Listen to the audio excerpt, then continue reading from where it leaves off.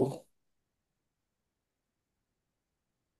shalom mga kapatid sa Panginoon at welcome sa ating programang Ilaw ng Mesiyas, hatid sa inyo ng Light of Visayas Sorsogon Ministries at ng Light of Visayas Ministries Canada.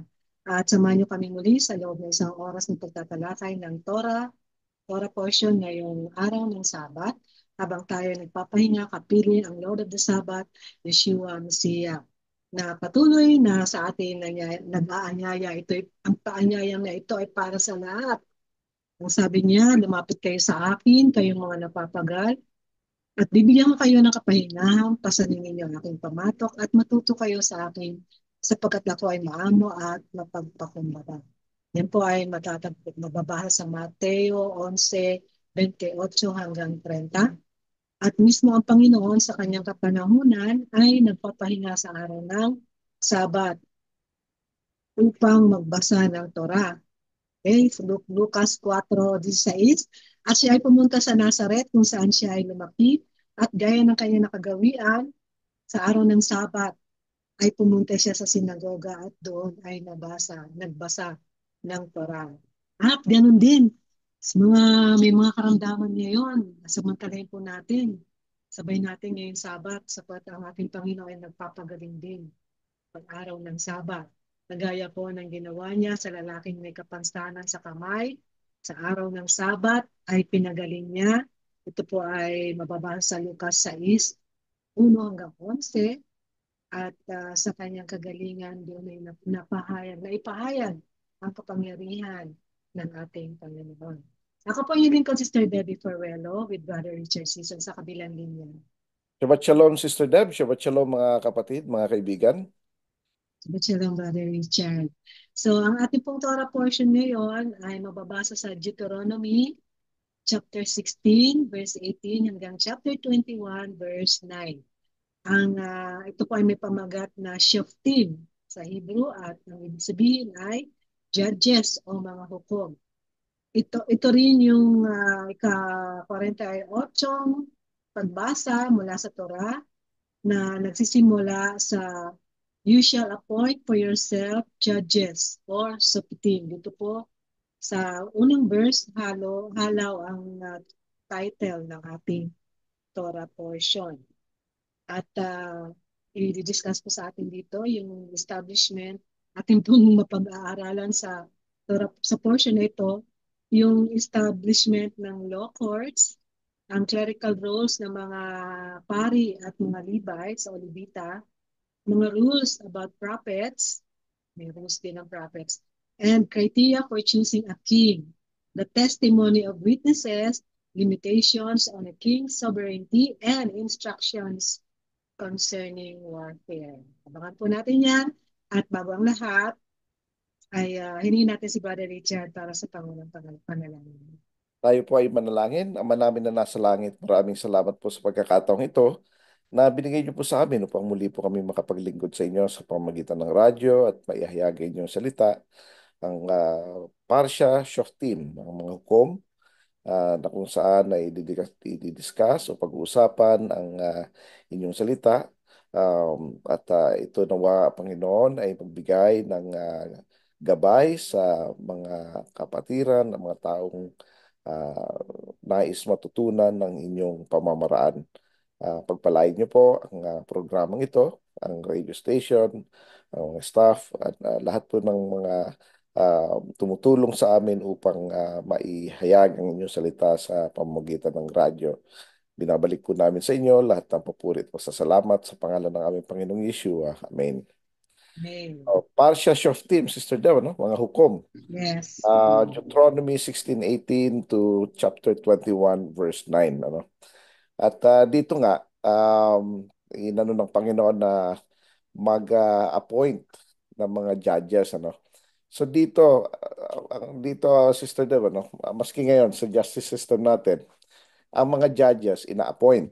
Pero siyempre may certain criteria. No? Kailangan, Dapat sila. ah, ano sila, may abogado sila, may experience sila, at magandang track record nila. No? So, ganun din ang criteria ng binigayan. Dapat ano dun sila, alam nila yung Torah. Number one yun eh. So, kung paano ka Alam nila yung batas na to. paano ka makakapag-judge kung hindi mo alam ang Torah, no? Ito, Sister Deb, no? Madalas na naku-quote o nababanggit sa usap-usapan ng mga mananampalataya at yung confidence na sinasabi nila na um, kahit ang mga anghel ay ating huhusgahan, no? Pero ang isang tanong lang po, paano mo huhusgahan ang mga anghel kung hindi mo alam kung anong gagamitin mo pang husga? Anong Oo. basis? Ang batas, Ah, may batas para sa dapat kanila. may yung batas para sa mga anghel, Sister Deb, ay Torah rin. Kung ano yung Torah Toro na din. Tapos bigay, the same. it's the same. So, marami ang mga gumagamit ng bersikulong ito at feeling nila they can judge based sa pero kung walang basis, wala silang alam sa Torah dahil ni-reject nila eh. So paano Mm. nila magagamit ang isang bagay na ni-reject? So hindi naman pwede na ang gagamitin mong judgment is based lang sa kung ano yung nasa isip mo, no? Hindi ganun yon. May basihan lahat, no? So sabi nga dito, appoint judges and officers in every city. At ito pang maganda, Sister Deb, no? Hindi lang po ito sa physical world natin at hindi lang ito sa known world natin ngayon. Pero nag-extend din ito sa sa I would say millennial kingdom, ano. Kung maalala natin, merong katuruan ng Panginoon na kung saan binigyan niya ang kanyang mga tao ng yung isa ay 5 talento, yung isa 2 talento, yung isa isang talent, ano. Tapos umalis siya ng malayo. Ang ginawa nung may 5 talento ay talagang nagsumikap siya para ma mapalago niya yung binigay sa kanya. Palago. Mapalago. Oo. At Yon. may balik din yung yung portion na binigay. At ganun din yung isa, yung may binigyan ng 2, napalago rin niya. No? Pero yung isa itinago niya kasi natakot siya. Di ba? Natakot siya eh. Ngayon, Ibig um, sabihin, yung takot niya, Brad, mayroon ding parang hinusgahan din niya yung nagbigay. parang ayaw niya na na Hinusgahan niya, wala siyang tiwala, baka sabi ano. niya um, parang parang kumukuha itong amo niya ng parang yung trabaho na iba makukuha niya. Pero entirely different topic 'yon. Ang point ko Mm. dito, nung bumalik yung amo, yung may 5 talento na naging 10, binigyan niya ng 10 cities to judge. So, yung 2 na naging 4, binigyan niya ng 4 cities to judge, 4 na syudad, ano. So, eto ang dito, ina-appoint yung mga judges na worthy sa kanilang task, sa kanilang position, no? At hindi lang ito sa current world kundi pati sa millennial kingdom and probably even beyond that, no? Um, may yung mga mananampalataya na magiging part ng first resurrection, no? Ay magiging part ng pag-rule ng Panginoong Yeshua at i-judge nila ang mga tao. So, kasi merong mga ano pa yan eh, may mga yung normal na tao pa eh, yung hindi pa resurrected, yung hindi naman naubos yung tao ng tribulation eh. So, Mm. dumami ulit yun and somebody has to judge them. Ito yung mga mananampalataya, no? Na ano. So, ang central command dito sa passage na to ay justice, justice shall you pursue. Ito ang isang natutunan ko, Sister Deb, no? Ang Panginoon ay napaka-concern niya sa justice. Ayaw niya ng injustice in any way, shape, and form. Kapag ka may injustice, talagang ayaw niya ng ganun. Kaya nga ang Ayaw niya ng may naapi, ayaw niya may naapi, ayaw niya ng nalalamangan, ayaw din niya ng may oo, nalalamangan, ayaw din oo. niya ng Kaya yung, Kaya yung mga yung mga nag-aano ng mga ng ah, justice system na hindi tama, malaki ang Mm. kasalanan talaga nila eh. Yung mga impartial judges, yung tumatanggap ng mga suhol, mga ganon, mga Yan um, ngayon ang yan ngayon oo, Brad ang issue dito. yung problema. Corruption sa So, politics. So, yan, So, kaya yan ang sinasabi no? Yung necessity ng impartial judgment and avoidance of bribery, binanggit dito sa Deuteronomy 16:18 to 20, no? Kabilin-bilin, huwag kang tatanggap ng suhol kasi ito ay nagbubulag sa iyo eh. At ikaw ay under na ngayon ng taong nagbigay sa iyo ng pera. So, um, yan ang iiwasan natin. Hindi natin dapat gagawin yan kahit anong mangyari, no? So, and justice and leadership is connected sa truth, sa katotohanan, and proper implementation nito. So, kailangan ano talaga, no? Dahil pag hindi, ayaw ng Panginoon ng ganon. At tandaan natin, ang Panginoon, merciful siya sa mga repentant. Yung talaga nagsisisi. And part ng repentance is acceptance ng punishment. Ngayon, it's up to the judge kung i-implement niya yung punishment or not. Pero um, yung taong nagre-repent must embrace yung acceptance ng punishment. Um, Katulad nung nasa cross na criminal na kasama ni Yeshua, sinabi niya, tayo deserving natin ito. So inaccept niya yung punishment, no? So kaya pinatawad siya ng Panginoon. So yun ang ano ron, ano. Pero in general, sa mga especially sa mga non-repentant, yung justice ang gusto ng Panginoon. Justice, justice, you shall pursue. Yun ang napakagandang ano ron, no? Another point is yung kailangan yung pag-worship, Sister Debe, ay ano siya, yung pure. Walang ano, hindi ito nahahaluan hindi ito dapat defiled, no? Makikita natin yan sa Deuteronomy 16:21 to chapter 17 verse 7 na kung saan pinagbabawal ng Panginoon ang mga idols. Galit na galit siya sa mga idols. Ayaw niya talaga yan. Abomination sa kanya yan, no? At isa pa sa mga common na mali ng mga tao ay yung pag-worship ng Panginoon sa Panginoon sa Panginoon. pamamaraan ng mga pagans.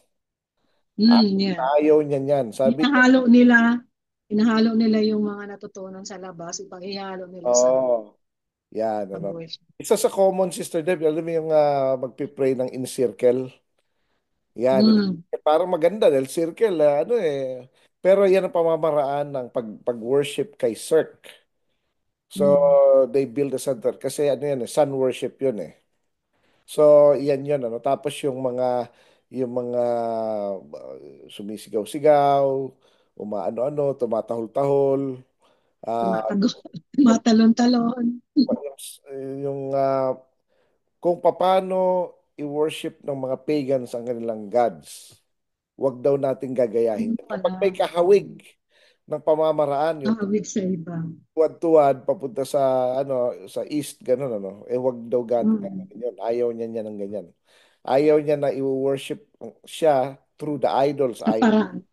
Sa paraan ng ibang pananampalataya. Yung ito, Sister Over Deborah, there. mga kapatid, mga kaibigan, yung pag-worship sa totoong Panginoon sa araw na hindi niya itinalaga.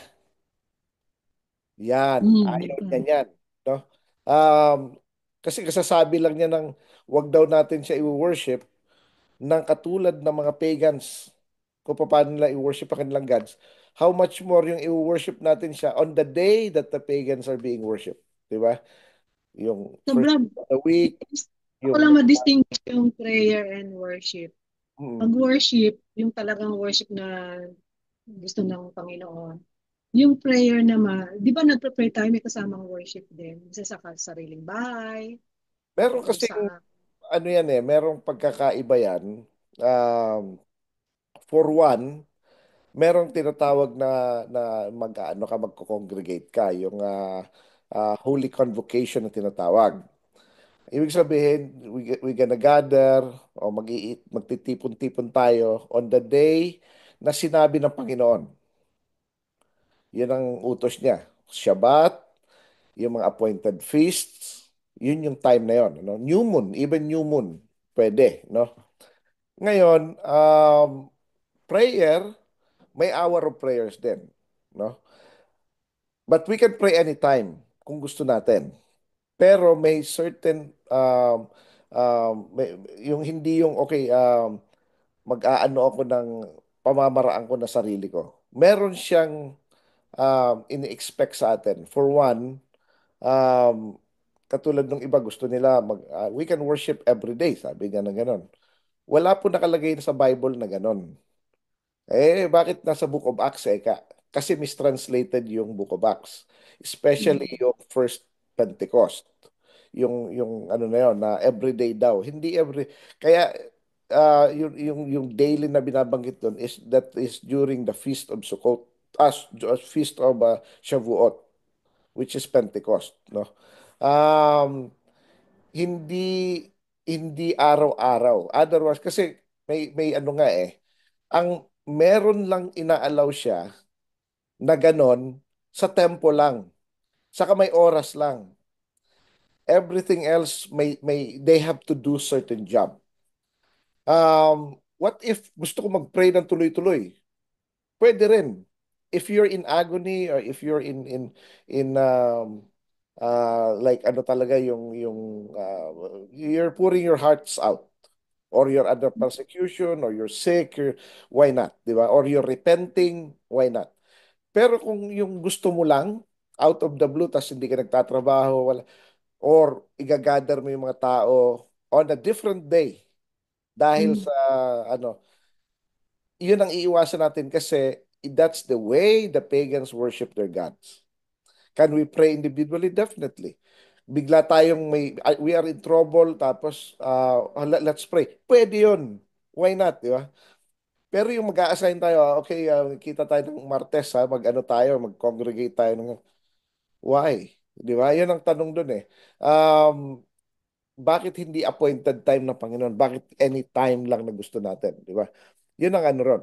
Ngayon, pwede rin everyday on the appointed hour of prayer. Pwede rin yun. Like, kung as a family, like when you wake up, utos yun eh. Di ba? Yung hour of prayer, yung 9 o'clock in the morning, 12 and 3 o'clock, why not? You can gather and pray. Hour of prayer yun eh. Okay yun. Di ba? So, in the evening, as a family, maraming times eh. Pero minsan, ang tao, katigasan lang ng ulo, they want to do what they want to do. Remember, ang mga pagans, they can worship their God anytime. May certain days na wino-worship, may anytime din. So, gaya-gaya tayo. Ayaw nga niya magpa-worship ng ganon. May inutusan din tayo to do certain work. Hindi niya create si Adam and Eve para mag-pray lang sa kanya 24 hours a day. Merong naka-assign na angels na ganon, like yung mga cherubim and seraphim, they do that the whole time ng duty nila. Role nila yon.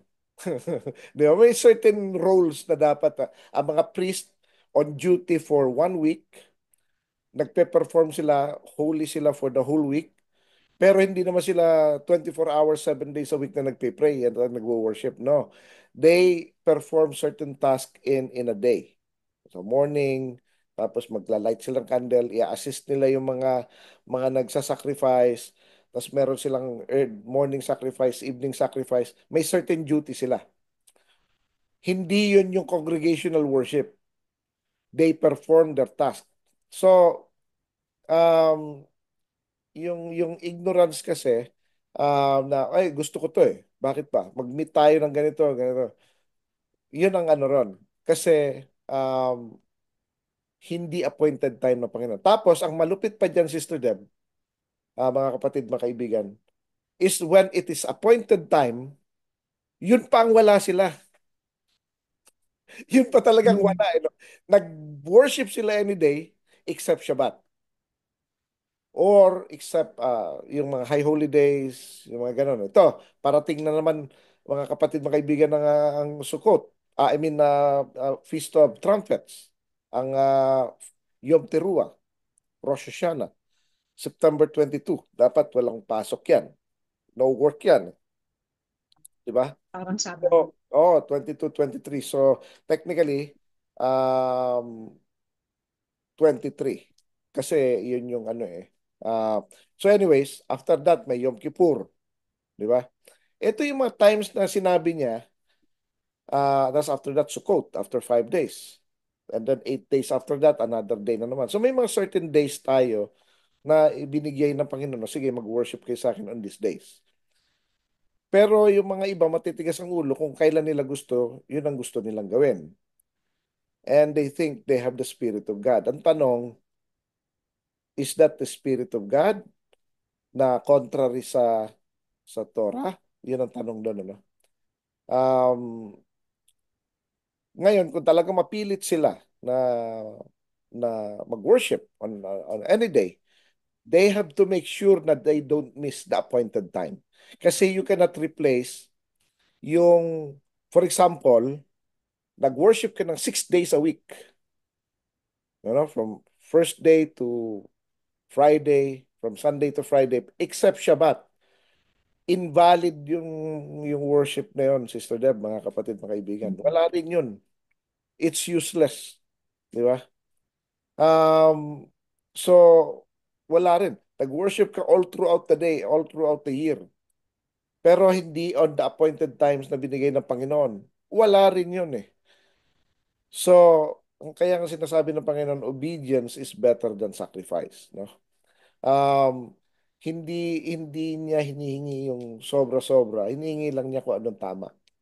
Kung ano yung gusto niya. Kasi siya yung Panginoon eh. Dapat yung gusto niya ang masusunod, hindi yung sa atin, di ba? So ayaw niya ng may mga pagan altars, mga ganun, ano. Ayaw niya nun. Tapos ito mga kapatid, mga kaibigan, ang penalty ng idolatry is death. Death penalty yan. Kapag nga may witness nagsabi, ito, nag-ano talaga ito, nag-bow down yan sa ano, pwede kang patayin. So, kaya lang dahil nga ang Torah ngayon na hindi na-implement sa Israel, and in that case hindi pa sa buong mundo kasi wala pa naman millennial kingdom, nakakaligtas yung mga may kasalanan. Pero not for long. Kasi eventually their sin will catch up on them. Pag hindi pa rin sila nagsisi, ang Panginoon na mismo ang hahatol sa kanila. So, sabi nga ng Panginoon, sa Ezekiel 33, 18 tsaka 33, I don't take pleasure in the punishment of the wicked, but for them to return and repent, no? So kaya pinagbibigyan niya ngayon towards the end, pag hindi pa rin, ay may kalalagyan talaga, no? So dito nabanggit din dito mga roles ng priests sa Levites, no? Deuteronomy 17:8 to 13 saka chapter 18 verse 1 to 8, no?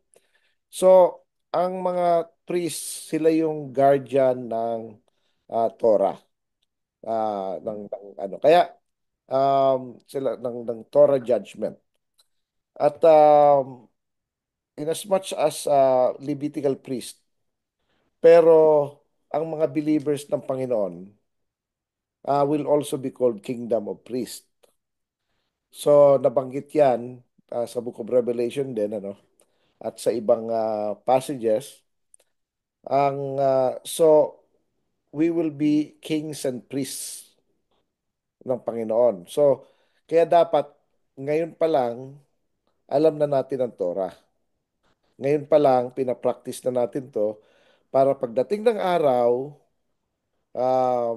ready tayo. Katulad nga ng mga sinasabi ng mga iba, ito maganda ito, narinig ko ito nung araw pa. Sabi niya, ang ano daw, ang buhay daw natin is like a dress rehearsal for what is in eternity. Dress rehearsal, ito parang practice lang, practice. So, shadow lang, no, of what is real. Pagdating ng totoo na, di ready na tayo kasi nakapag-practice tayo. Yun yun, ano? So, kaya importante na ginagawa na natin ito, we observe lagi yung Shabbat, observe natin mga appointed feasts, observe natin ang Torah para familiar tayo. Pag dumating ang araw na tinawag na tayo to serve as a priest, as a judge, or kung ano man ang role natin, alam natin yung Torah. No? It's very important. No? Um, Tapos dito, no, sila rin ang mga priest din ang may authority to interpret yung law, yung Torah, using difficult yung mga dahil sa mga mahihirap na kaso, no. Ang mga Levites, ang kanilang mana ay ang Panginoon. So hindi sila binigyan ng sarili lupa, pero ang nakuha nila yung Panginoon mismo. So napaka ganda, no. Um, Kaya nga ang sabi ng Panginoon, kung sino man daw ang iniwan niya ang kanyang pamilya, ang kanyang lupain, ang kanyang ano, for the sake of Him, makakatanggap ng hundredfolds because of that, ano.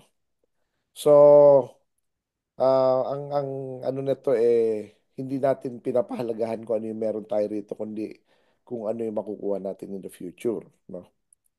Ngayon, sa Deuteronomy 17:14-20, meron ding law ang mga kings, no. Um, Kaya dito sinasabi na wag magpapakarami ng asawa, ng mga sasakyan, horses eh. Kaya dito, Mm. Sister Deb, yung mga mayayaman, ang daming sasakyan eh. Talagang ano um, talagang ano So, yun ang katumbas ng kabayo. kabayo, yan, Ah, oo Pero, nga. oh, Yun ang issue ngayon, latest issue dito sa Pinas. oo nga Yung isang politician na ang daming more than 20 ang Oo. luxury car. Ayun, di ba? Ang lupit, no? Oh, talagang, ano. Anyway, dito, no? Pero isa sa pinaka-requirement, eto, no? Ng Panginoon sa mga magiging king, ay dapat isusulat daw yung Torah. Handwritten, Sister Deb. Mm. I-handwrite po yung Torah at least you do that in your life. One time. Susulat mo. O, di ba? Mm. O, so, kung gusto mong maging king, ay magsimula Lalo na, ng Torah. libro yan, sinunta sila ng bata pa. Yan, no. So, tapos hindi mo lang basta isusulat, kundi dapat babasahin mo rin. Ayun yun, ano. Importante yung binabasa. Oo. Kasi pag sinulat mo, may ano yan may ano yan may effect sa atin. Di ba yung mga sinusulat natin, natatandaan natin eh. Kaya pag nag-ano tayo, nagno-note taking tayo, pag nagsusulat ka handwritten, Mm. natatandaan natin yan kasi may connection. Madali pumasok Oh, sa so, utak. so, alam ng Panginoon yan, siyang creator natin eh. Kaya sabi niya, Mm. para matandaan mo yung ano, um, yung Torah, isulat mo. So, ang king, dahil siya yung highest position, siya yung magdi-deliver ng justice. Importante sa kanya na kabisado niyang Torah. Wala siyang na-miss. Kaya ano mataas ang expectation sa kanya, no? Hindi pwede yung aminana lang yung ano or na-appoint lang or something, di ba? Dapat, Dahil pinanganak lang ng king. oh, yan, oh. So requirement 'yon, no? Kapag hindi mo ginawa, putol yung ano mo, yung pagre-reign mo. Kaya maraming mga king saglit lang na mga batay na kagad Kasi sila o nawawala parang na. hindi nila alam yung mga utos ng Panginoon, lalo na sa idolatry. Yan. Doon sila madalas na nagkakasala. Yes. Ang kabilin-bilinan diyan pagkatapos mong isulat, dapat babasahin mo ito all your life. Yung pinagsulatan, Mm. yung sinulat mo mismo, babasahin mo mismo yon. I-review mo. Ang lupit, di ba? Kaya maganda kasi, ano talagang naisulat mo, nabasa mo, may At i-apply mo. saka, Uh, isa sa pakinabang din doon, yung advantage mo, kung lahat ng hari ay mismo nagsulat na maraming kopya ang magagawang Torah, di ba? Maraming kopya ng Torah na mismo Oo. sinulat ng mga hari. Pero yung hari na yon, kanya lang yung ano na yon, yung scroll na yon, Mm. kanya lang yon. Sarili lang niya. May sarili siyang ah, Para pang sarili niyang gamit. sarili niyang gamit yon. Ngayon, yung next king, dapat gagawa din siya ng sarili niya. Kaya kung Mm. halimbawa, ang anak ng isang king, magiging king na, before magiging king yan, dapat sinisimulan na niyang magsulat ng Torah. Tapos pag naging king na siya, yun naman ang kanyang, ano, yun naman ang So, kanyang, dito nagkamali yung mga unang hari, mga sinaunang mga hari after some, yan. kahit Oo. kay Solomon, si Solomon nga, alam-alam na niya lahat, pero nagkamali pa rin. Palagay ko si Solomon nagawa pa rin niya magsulat ng Torah, pero yung sumunod sa kanya, wala na. Sulat niya. Kasi sobrang ng talino niya eh. Siguro, I think alam niya na Oo. ah, may kapatawaran doon sa kasalanan. Ayun, nalihis siya sa dami Na ng ano niya, asawa niya. Oo. napagsamantalahan niya yung sobrang karunungan. Actually, hindi lang yung mga asawa ang problema ron, pati yung mga mother-in-law. Ang dami niyang mother-in-law.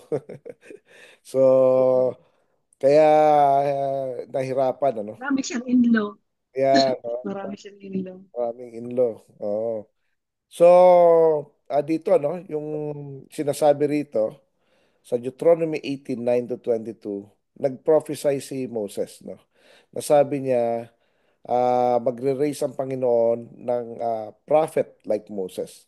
Kaya yan yung tawag na the prophet. Kaya isa yan sa mga tanong eh.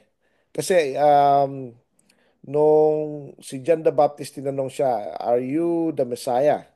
Di ba? So, sabi niya, "No. Are you the prophet?" Yan yung tanong, yung prophet na yon. Sabi niya kasi, "I will raise a prophet from among you."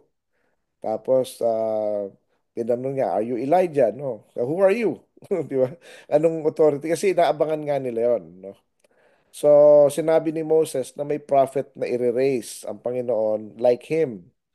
So, na Mm. ililinawin yung Torah sa kanila, no? So, the prophet, prophet talaga yon. So, yun ang ano ron, no? Whether yung the prophet, yung absolute na the prophet or the Messiah is one and the same, is contentious yan. Hindi natin alam. Pero we know for a fact na later on, um, um, nakita natin, una, si John the Baptist acted like a prophet. Pero hindi siya nag-carry ng leadership. So, Mm. unlike Moses na may leadership, so hindi siya, di ba? Pero towards the end ng sa tribulation, merong two Pero witnesses. may mga followers siya. Hmm? May Oh, may mga mga followers followers. siya. Kasama nga si John the Beloved doon eh. Followers. Ano sa mga followers niya. Ngayon, iba na yung Oh, followers sa ano na, oh, sa online, sa internet na yan, ang mga followers. oh. So, nagre-raise ang Panginoon. Pero may mga warning siya rito, no? Sa Deuteronomy 18:9-22. May mga warning against sorcery, divination. Alam mo ba, Sister Deb, na mga fallen angels ang nag-ano nito, introduce nag-introduce ng divination tsaka mga Oo. sorcery. Oo. Mga fallen Sorry angels lahat. yan. Pangkukulam, Oo, ano yan eh, manggagaway, oo, mga anything na sorcery eh, kasama ang ayaw ng Panginoon yan. horoscope. Yan, Horoscope ingat kasama dyan. tayo dyan. Yung mga bolang kristal, mga ganon, yung mga nanghuhula Mga ng kung ano, panguhula sa mga cards, palad, sa tarot cards, cards, yung yan. mga ganon, no? Tarot cards. Yan. Oo. So yan ang mga ano ayaw ng Panginoon yan, no? Saka yung mga nagma-magic ayaw niya ng ganyan, ano. Mm. Tapos sabi niya, yun nga magre-raise siya ng prophet sa Israel na dapat makinig ang tao, no. Sa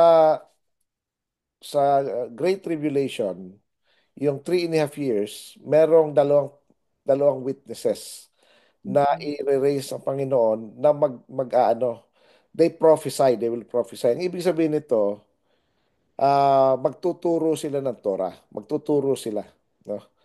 So, itong dalawang witnesses na to, sila yung magtuturo, no? Isa doon sa kanila, is the leader ng Israel. Yun yung prophet, no? Tapos yung isa is yung performing sa office ni Elijah. Um, so, um, dito, no, ang meron kasing reference yan. Sa Book of Zechariah, may tinawag ang Panginoon na kanyang witness din, candlestick, tsaka yung ano yung um, tinawag niya si Zerubbabel tsaka si Joshua the high priest as ano niya, yun ang witness niya, yun yung candlestick niya, no? So si Zerubbabel, siya yung leader ng Israel that time. Siya yung parang political leader. Si Joshua, of course, siya yung high priest, no? So dalawa sila. So towards the end ng end times, yung dalawang witnesses na yon, yung isa si Ben Yosef yon, Moshiach Ben Yosef. The other one is the high priest, no? Hindi um ito yung ano ito yung prophesy din prophesy ito ng Qumranic community, ng Qumranic prophets. Ito yung mga kasama rin ni John the Baptist nung araw. Nakasulat yan sa writings nila na Mm. merong teacher of righteousness, no? Tapos may dalawang Messiah na darating. Isang Moshiach ben Yosef na mamamatay. Papatayin siya ng sons of darkness. Tapos merong Moshiach ben David who will live forever. Ang ibig sabihin nun, Messiah, son of David, who will live forever. Kaya lito ang mga tao kay Yeshua. Sabi niya, akala ko ba, sabi ng mga disciples niya, akala ko ba the Messiah will live forever? Sabi niya, sabi niya, inexplain niya na dapat mag-suffer yung Messiah kasi may suffering Messiah. Pero it's very clear na partial fulfillment 'yon. Kasi ang prophecy ng ano ng Qumranic prophets towards the end. Yun yung great battle between the sons of darkness saka sons of light. Yun eh. So, it could be pertaining sa mga uh, yung mga it could be pertaining sa Israel and the world. Isa yon.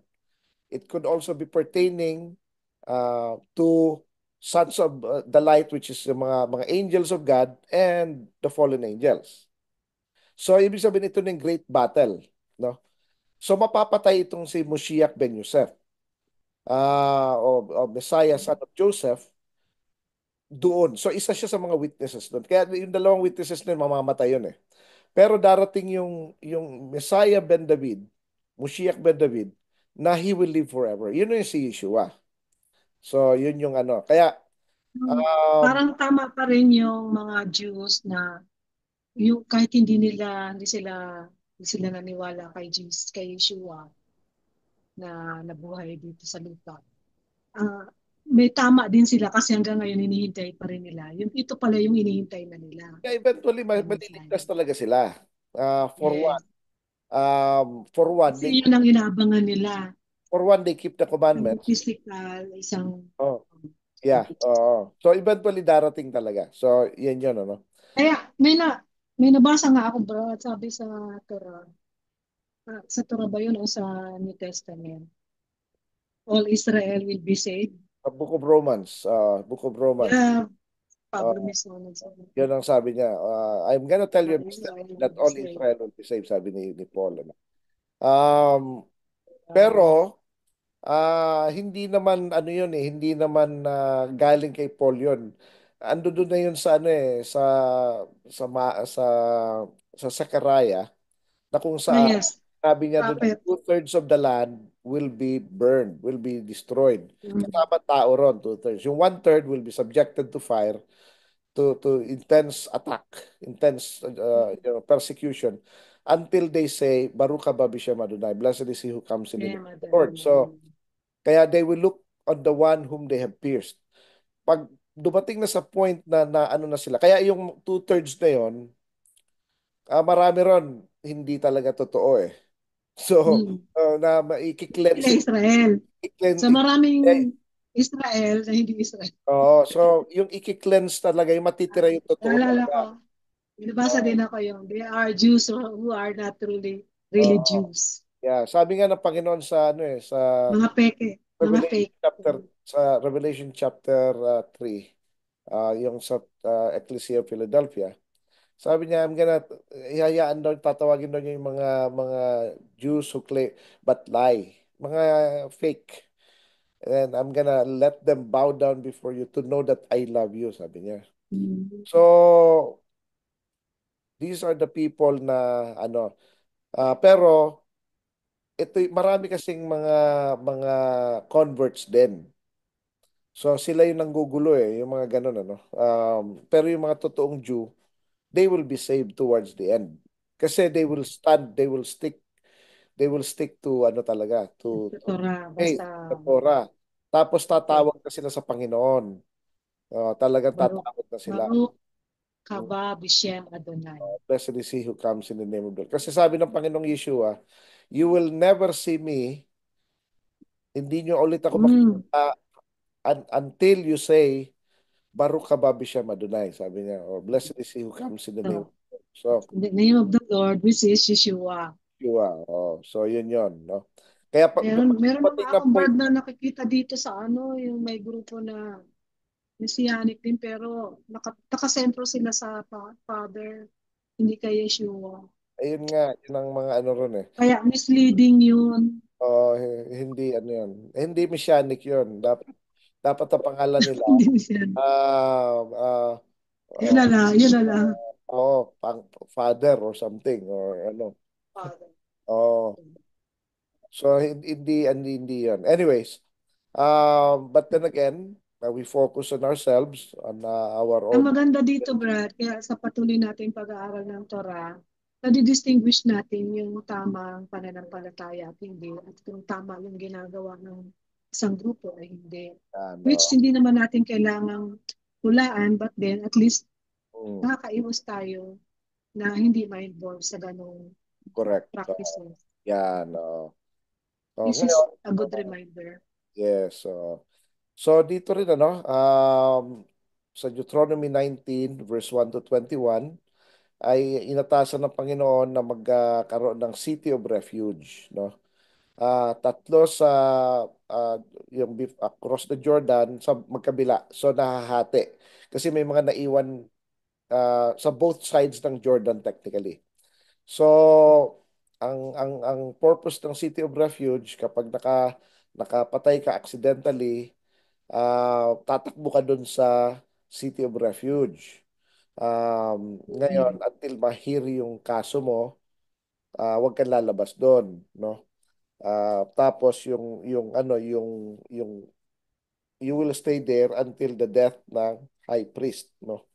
Pag lumabas ka ron on your own, yung tinatawag na Avenger, yung tagapaghiganti, ang Mm. tagapaghiganti is not necessarily kamag-anak.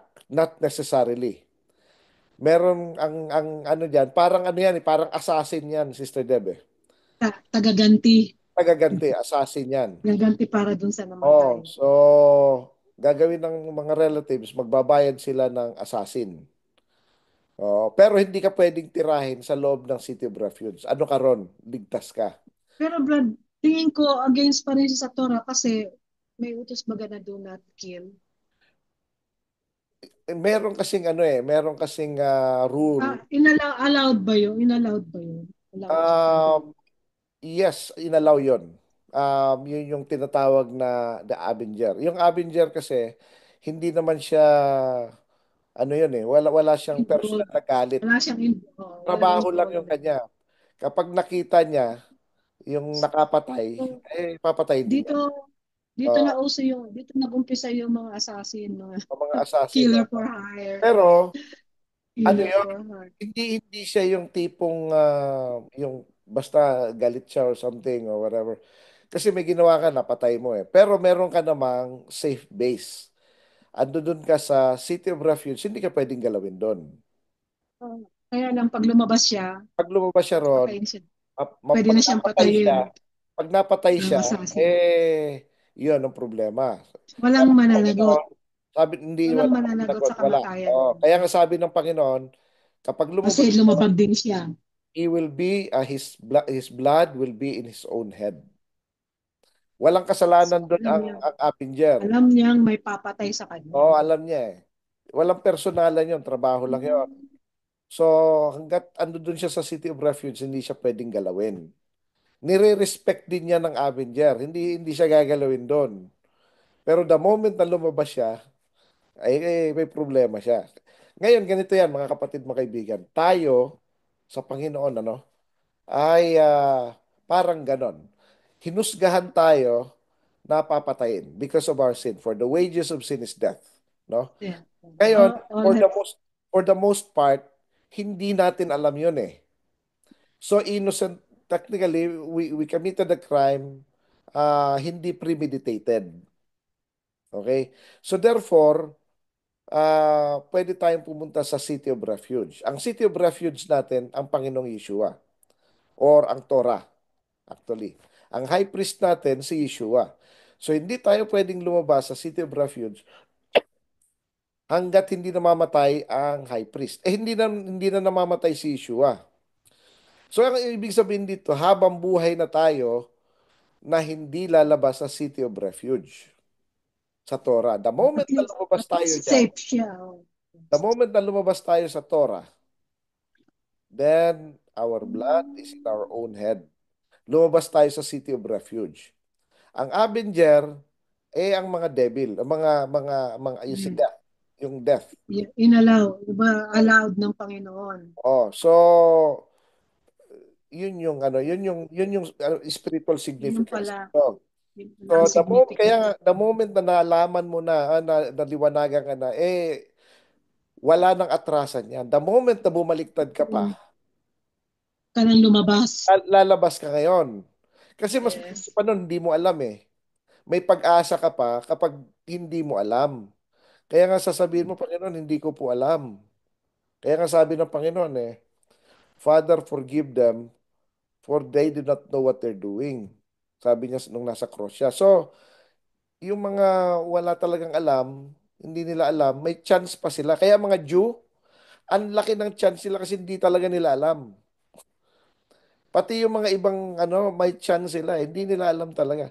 Pero kung na-open ka na sa Torah tapos umalis ka pa, ay may malaki kang problema. Yun yun, ano. Kaya mga Jew, Sister Deb, kahit patayin na sila ni Hitler o sino man, ayaw nilang lumabas sa Torah, Sister Deb eh. Mm. Hindi sila kamamatay na lang sila ron, hindi sila ayaw nila magpalit, ayaw nila. Although may mga nagpalit din, pero marami ring hindi. Mga remnants, nag-iwan ng Panginoon ng remnants niya. Yung iba, bumaliktad, naging Catholic, naging Protestant, naging ano. Although secretly, nagpa-practice pa rin ng Jewishness nila, pero Pero, oh yes, bumaliktad na yung eh. practice nila Torah. Pero bumaliktad na eh. May Mm. mga talagang hindi bumaliktad kahit anong mangyari sa kanila. Yun ang yun yung malaki ang chance na na talaga So, yan yung City of Refuge Um, ngayon may rules of warfare din. Sa Deuteronomy 21-20, in-encourage tayo na huwag tayo matatakot sa kaaway, no? Dahil ang Panginoon ay lagi nasa atin. So, um, nakikita natin maraming mga nangyayari, maraming mga bagay-bagay na nangyayari sa mundo ngayon, Ang sabi ng Panginoon, huwag kayong matatakot. Huwag matatakot. Ang mga matatakutin, ayaw rin ng Panginoon ng matatakutin. Um, Kaya kung alam natin kung anong gusto ng Panginoon, malalaman natin Ayaw niya ng injustice. Ayaw niya ng fearful. And definitely ayaw niya rin ng kasalanan. Marami siyang ayaw. May mga gusto siya. Repentant person, humble, merciful na tao, giver, yung mga ganon yung mga pure in heart, yung meek, yung mababait, yung mapagpakumbaba, mapagpatawad. Gustong gusto niya yun. Yun ang mga, tsaka especially yung sumusunod sa kanyang Torah. Yun ang gustong-gusto niya. Kaya sabi niya in John 14:21, He who has my commandments, kung sino ang may hawak ng aking mga kautusan at ginagawa ito, sila ang totoong nagmamahal sa akin. At lahat na nagmamahal sa akin ay mamahalin din ng aking ama. At mamahalin ko rin at ipapakilala ko ang sarili ko sa kanya. So, John 14:21. Gustong-gusto niya yun. So, kailangan maintindihan natin kung anong gusto niya, anong ayaw niya. Para gagawin natin kung anong gusto niya, huwag natin gagawin yung ayaw niya. Di ba? Yun eh. Gustong-gusto niya na nagpapatawad tayo ng kaaway. Gustong-gusto niya na pinagpipray natin ng kaaway natin. Gustong-gusto niya na mapagpakumbaba tayo, na mapagpasensya, mapagbigay, mabait, sunurin. Lahat yun ang gusto niya eh. Maawain, hindi prideful. At yung mga ayaw niya, yung Humble. mga matitigas ang ulo, mayayabang, maaangas, sinungaling, yung mga mandurugas, mapagsamantala. Galit na galit siya sa ganun. Yun, kaya mapakikita natin kung ano yung gusto niya, no. Oh, Di-distinguish natin yung mga nasa Torah at walang sa Torah. meron Kahit nga, nagtuturo. meron nga ako mga nakikita, Sister Pep, mga politician pa na na ano daw sila na Bible o nagba-Bible study or na mukhang may mga leader. Pero makikita mo, iba naman ang buhay. Iba naman Mm. ang yayaman na, di ba? Tapos, anyways, problema nila yon. Pero ang point dito is dapat gawin natin kung ano yung gusto ng Panginoon at wag natin gagawin yung ayaw ng Panginoon. Ano? So yan ang mga ano. Dito meron ding binanggit dito yung responsibility ng community tungkol sa mga Mm. pag-maintain ng justice. Ano? So dapat importante na alam natin kung ano yung gagawin natin. Ano? So Meron pa ba yung sa property boundaries? yan, property boundaries. Isa pa yan, ayaw nga ng Panginoon na mandurugas eh. So kapag nilagay mo yung property na yun, na set na yan from the very Pag-move beginning, na gano'n. huwag mong imumove-mohon. Pag minove mo yan, ibig sabihin, nandugas ka. Nilabag mo na. No. O, nilabag mo na yung utos ng Diyos. Yung Panginoon. kapitbahay mo na nanahimik, na nagtitiwala sa'yo, tapos inano mo, di ba? So, yun ang mga ayaw na ayaw. Maganda kasi nasa batas din yan ng gobyerno Yan, oh. pagdating sa property Yan, boundaries. oh. Sabi nga na, di baling malamangan ka na, huwag ka lang manlamang. It's either parehas o malamangan ka na lang, okay lang. Huwag ka lang manlamang dahil pag ikaw nanlamang, Mm. hindi natutuwa ang Panginoon sa ganon. Sabi nga, di baling mawalan ka, wag ka lang maging gaan ng pagkawala ng iba. Yan, yan, Mawala ng iba. yan ang mga ano. So, ah, Isa yan sa mga napaka-importante mga natutunan ko rin sa Torah. mhm. Yun ang ano dyan eh. Kasi pag natututo tayo sa Torah, ando doon yung Mm. justice. Dati Ando, noon, pag nalalamangan ako, galit na ako.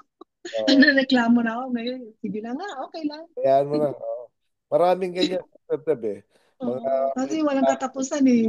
Inis ka lang, may stress ka pa. yan, oo. Minsan, hayaan mo lang, ano na lang, hayaan mo na. Ano na lang. So, yung ano kaya nga sa prayer, sa Lord's Prayer, di ba? Father, forgive us from our sins as we forgive those who have sinned against us. Or forgive us our debts as we have forgiven our debtors. So, ganun, di ba? So, merong, pero, ang ano doon, tayo muna magpapatawad bago tayo patatawarin. Yun yung Yes. dapat yan eh. Um, Dapat yun ang ano natin, yung pinupuros natin eh. In as much as justice kung ikaw yung magja-judge, ikaw yung mag-i-implement. Pero pag pag ikaw yung nalamangan, tapos walang justice, hayaan mo na. Huwag ka na magreklamo. Di ba? Pwede ka na magsalita konti, pero wag mo nang mahalin mo na lang ang kaaway mo. Love your enemies and pray for those that persecute you and use you, sabi ng Panginoon. Eh. Yan ang sign ng perfection. Yan ang ano. Kapag ito, Sister Deb, mga kapatid, mga kaibigan, Mm. ang sinasabi ng mga tao, nobody is perfect. Pero sabi sa Bible, kapag ka marunong ka magmahal sa kaaway mo at pinagpipray mo yung mga kalaban mo, mga nagpe-persecute sa iyo, mga ganun, that's sign of perfection. Mm. Sinong nakakagawa lang nun, di ba? Yung nakakapagpasensya ka na. Perfect lang na tao ang nakakagawa ng ganun. Mm. Ang ano kasi, ang perception o definition ng tao ng perfection is absence of error. Yun ang ano, yung wala kang ginawang mali talaga. Pero Perfection sa ang Panginoon. definition ng Bible is actually doing what others can never do. Yung Mm. nagagawa mo, yung mga hindi kayang gawin ng iba, Kahit yung patawad sa kapwa. pagbibigay, Oo. pagbibigay sa mga tao na hindi kayang magbigay sa iyo pabalik. Oh, isa na lang yung ano mo lahat ng wealth mo sa sa Mm. hirap. Sino ba naman nakakagawa ng ganun? Yung mga perfect lang na tao. Yung ito, another thing, sister, yung nakaka-hold ng tongue niya. Yung wala talaga hindi magsalita Ah, ng masama. Bihirang-bihira mm. yan. Only perfect people can do that. Kaya, yun ang mga definition ng Ah, Bible ng perfect. sana tayo lang magalit lang tayo, nasiraan na natin yung kapwa. Di ba? So, Grabe, no?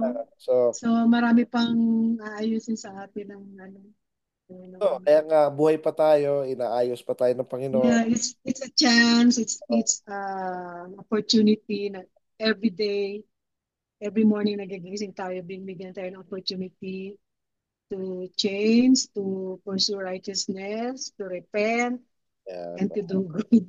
Ito, malapit na ulit ang ano. Actually, nasa period tayo ng ano, Sister Deb eh. Ano na ba yun? Yung Yom Teruah. Teshuvah na tinatawag eh. Sa Yung Teshuvah. 40 days of repentance, no? Nasa period na tayo ng Teshuvah. Yes. So, kasi ano yan eh, 40 days up to Yom Kippur. So, Mm. kaya ano eh, malapit na eh. So, nagsisimula na ang Teshuvah. So, ito yung time ng repentance, no? So, we have to repent, we have to return. Ito yung, ibig sabihin, babalik tayo dapat sa Torah. Ito yung cleansing time. Ito yung time na uh, Chance na binibigay sa atin ng Panginoon lilinis-linis every na tayo. year. Yan, Mm. yan. So, Para bang yung magre-review ka ng taong ginawa mo, ano pa ba yung mga yung ano mali mo, ko? parang ano mo, yung mga A chance to repent. evaluation mo eh. I-evaluate mo na sa Evaluation, self-evaluation. maglilinis-linis na. Yan. Okay. May time pa ba tayo, Sister Deb? Okay. Mukhang Pwede na tayong mag-closing at gaya po ng ating mga ang conclusion natin sa mensahe ngayon ay patuloy pa rin, kumbaga paulit-ulit pa rin. Mahalin natin ang ating Panginoon, sundin natin siya sapagkat yun lamang ang paraan para maramdaman niya na talagang mahal mo siya. Yung sundin ang kanyang mga utos, ang kanyang mga panukala, ang kanyang mga instructions. Okay, so bago po tayo mag, uh, maghiwa-hiwalay, piliin natin si Brother Richard para sa closing prayer and benediction. okay, tayo po ay manalangin. Ama namin na nasa langit, maraming salamat, Panginoon, sa another chance na napag-usapan namin ng inyong Torah, Parsha Shoftim. Salamat, Panginoon, sa mga katuruan na itinuturo niyo sa amin na magagamit namin sa pang-araw-araw na pamumuhay at upang makapagbigay kami ng kaluguran sa inyo sa ah, sa ah, pamumuhay namin na makita ito ng mga tao na nakapaligid sa amin, makita nila ang ilaw, ang mga gawa naming mabubuti dahil sinusunod namin yung Torah at mabigyan kayo ng kapapurihan, Panginoon. Um, Salamat, Panginoon, sa opportunity na ito at nawa ay pagpalain ninyo ang inyong salita na ito ay manahan sa puso ng bawat isa at ito ay magbunga ng mga magagandang gawa, ng magagandang uh, mga attitude at Yes. mga perception at lahat ng magagandang bagay, Panginoon, na magbibigay ng kaluguran sa inyo. At ibinabalik po namin sa inyo lahat ng papuri at pasasalamat sa pangalan ng aming Panginoong Yeshua. Amen.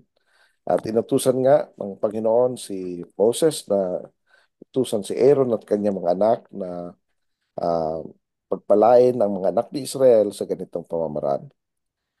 Yibarakaka Adonai b'yishmerecha.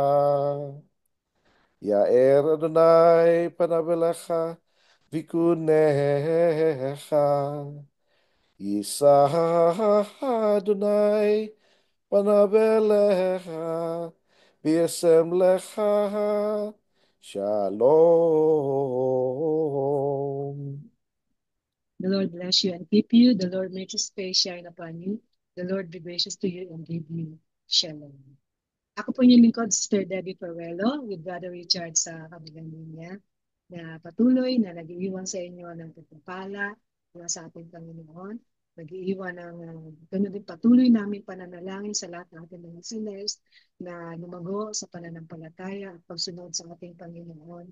At nawa, bawat sa atin makamit natin yung kapayapaan at kasaganaan at mapayapang buhay sa piling ng Panginoon. Kagaya po ng benediction kanina na binanggit ni Brother Richard, nais ng Panginoon na tayo magkaroon ng kapayapaan na nabubuhay sa piling niya. Kaya tandaan din po natin ang tunay na nagmamahal sa Panginoon ang siyang sumusunod sa Kanya. So, kami po ni Brother Richard ngayon ay papaalam at ngayon sa inyo ng patuloy na bumabati pa rin sa inyo ng Shabbat Shalom. Shalom.